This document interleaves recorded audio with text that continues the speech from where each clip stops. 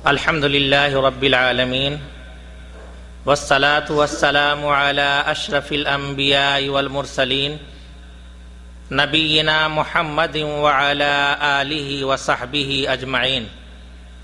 أما بعد، فأعوذ بالله من الشيطان الرجيم.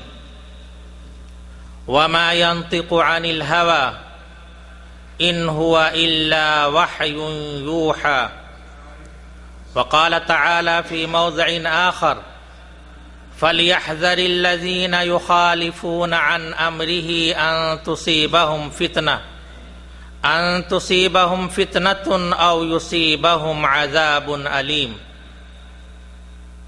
قابل قدر دینی اور ملی بھائیوں، سب سے پہلے میں اس حقیقت کی وضاحت کرنا مناسب سمجھتا ہوں کہ برادرم شیخ محمد ہارون حفظہ اللہ نے میرے متعلق جو حرف تحسین اور جو کلمہ تعریف ادا کیا ہے، اس کا نہ تو میں مستحق تھا اور نہ ہی میں اس کا اہل تھا. یہ ان کی ذرہ نوازی اور عزت افزائی ہے. میں اس حسن ظن کے لیے موصوف کا شکر گزار ہوں. اللہ تبارک و تعالی کا بے حد شکر و احسان ہے کہ ہمیں یہاں دیار غیر میں اپنی زبان میں دین کی باتیں سننے اور دین سمجھنے، دین سیکھنے کی سہولتیں میسر ہیں. ہمیں ان مواقع کو غنیمت سمجھتے ہوئے اور ان سے زیادہ فائدہ اٹھانے کی کوشش کرنی چاہیے، کیونکہ یہی ہمارا اصل سرمایہ ہے.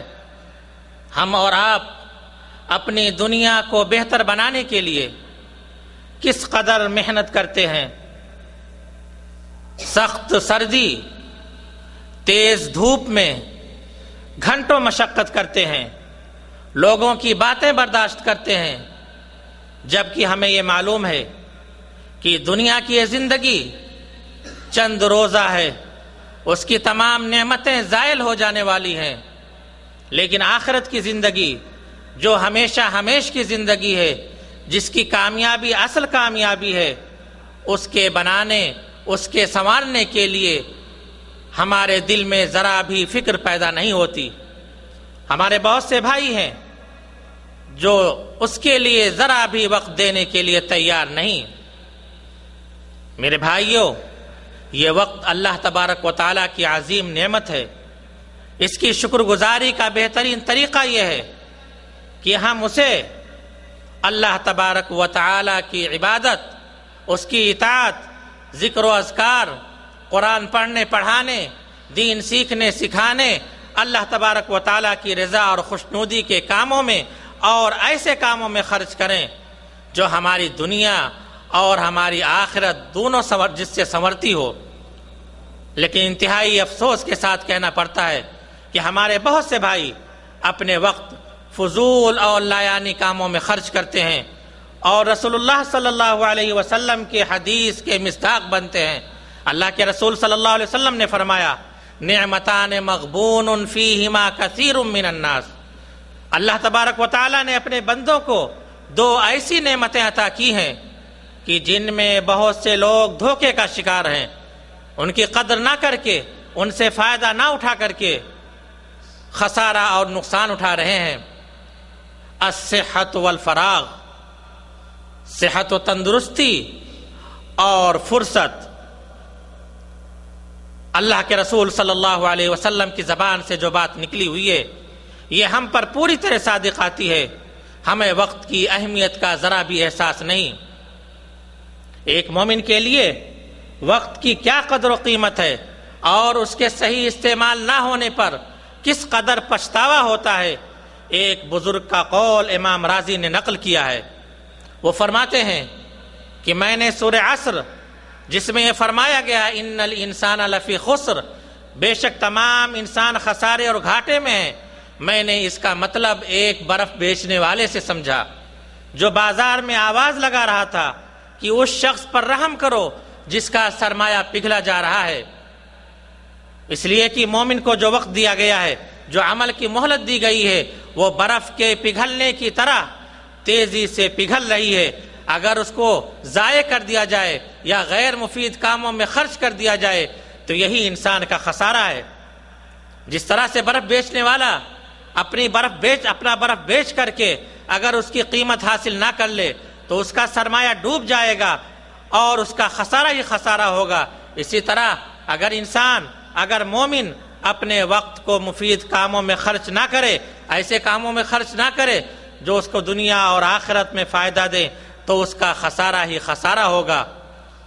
یہ سیکنڈ کی سوئی جتنی تیزی سے آگے بڑھ رہی ہے اتنے ہی ہماری عمر کو گھٹا رہی ہے اور ہمارے خسارے میں اضافہ کر رہی ہے، الا یہ کہ ہم اس سے فائدہ اٹھا لیں اور ایسے کام کریں جو آخرت میں ہمارے کام آئیں، اور انہی کاموں میں سے یہ دین کی باتیں سننا اور دین سیکھنا، اللہ تبارک و تعالیٰ کے لیے وقت دینا بھی ہے۔ آپ انتہائی مبارکباد کے مستحق ہیں کہ آپ اپنا وقت اللہ تبارک و تعالیٰ کے لیے خرچ کر رہے ہیں۔ اللہ تبارک و تعالیٰ سے دعا ہے کہ اللہ تبارک و تعالیٰ آپ کو اس کا بہترین اجر اور اس کا بہترین صلہ عطا فرمائے۔ میرے بھائیوں، اللہ تبارک و تعالیٰ کا فضل و احسان ہے کہ اس نے اپنے بندوں کو ہدایت کا راستہ دکھانے کے لیے اور ضلالت و گمراہی سے بچانے کے لیے انبیاء کے معصوم اور مقدس انبیاء کرام کے بھیجنے کا سلسلہ مبعوث فرمایا۔ ہر نبی اور ہر رسول نے اپنی امت کے افراد کو ضلالت و گمراہی سے بچانے اور صراط مستقیم پر گامزن کرنے کے لیے بھرپور جد و جہد کی۔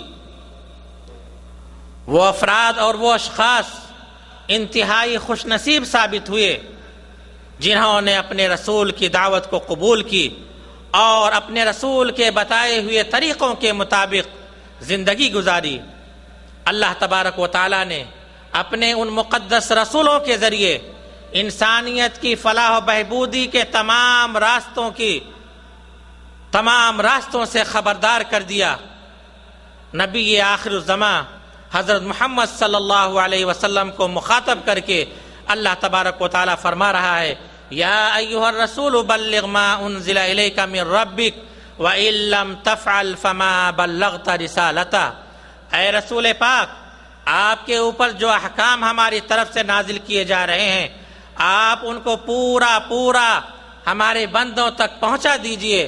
اگر آپ نے ایسا نہیں کیا تو آپ نے حق رسالت ادا نہیں کیا۔ چنانچہ رسول اللہ صلی اللہ علیہ وسلم نے اپنی 23 سالہ دور نبوت میں اللہ تبارک و تعالیٰ کی وحی اور الہام کی روشنی میں اللہ تبارک و تعالیٰ کے تمام احکام بندوں تک پہنچا دیے، اور ہر وہ کام جو انسانوں کے لیے مفید ہو سکتے تھے آپ نے اس کی طرف رہنمائی کر دی۔ نیز جزا و سزا، خیر و شر اور ثواب و عقاب کے تمام راستوں کو آپ نے بتلا دیا، اور کوئی بھی عبادت، کوئی بھی بھلائی ایسی باقی نہیں رہی جس کی طرف آپ نے رہنمائی نہ کی ہو، اور کوئی سی برائی، کوئی بھی غلط کام نہیں